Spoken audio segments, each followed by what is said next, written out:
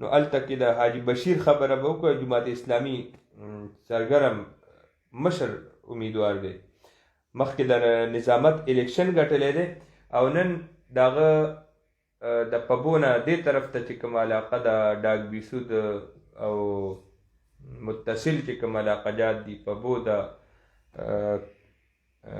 علي بیگ دی، نو دغه علاقو کې ډور ټو ډور کمپین دروازه په دروازه ګرځېدلی دی، ووټونه یې غوښتي. ډاک بیسود هغه یونین کونسل دی چې دلته نم جماعت اسلامي نظامت بابو شیر علي دلته نه ناظم پاتې شوی دی او دلته ډېر غټ ووټ بینک دی د جماعت اسلامي.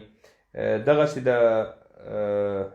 سپین خاک طرف ته یو ووټ بینک شته او تارو کې د هغه خپله حلقه کې خو خپل ووټ بینک دی. به هر حال د هغه خپله یو نقشه ده او په کوم بیانیه چې روان دی.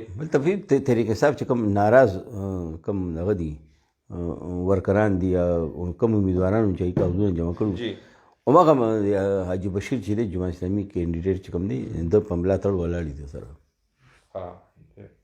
نو دغه م یو خبرو تاسو سره شیر کو. به هر حال سبا بیا ملاقات کوو، نوي خبرونو سره به تاسو سره ملاقات کوو، نوي خلقو سره به سبا کوشش کوو تاسو ملو کو.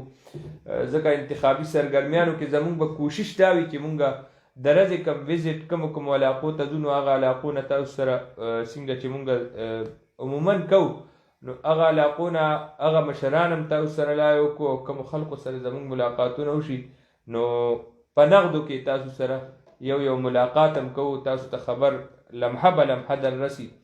نو دغې سره مونږ تاسو نه زه تفهیم او کامران خټک اجازت غواړو. الله پامان، الله مو روغ جوړ آباد ساته. شکیل احمد خان، جزاک الله.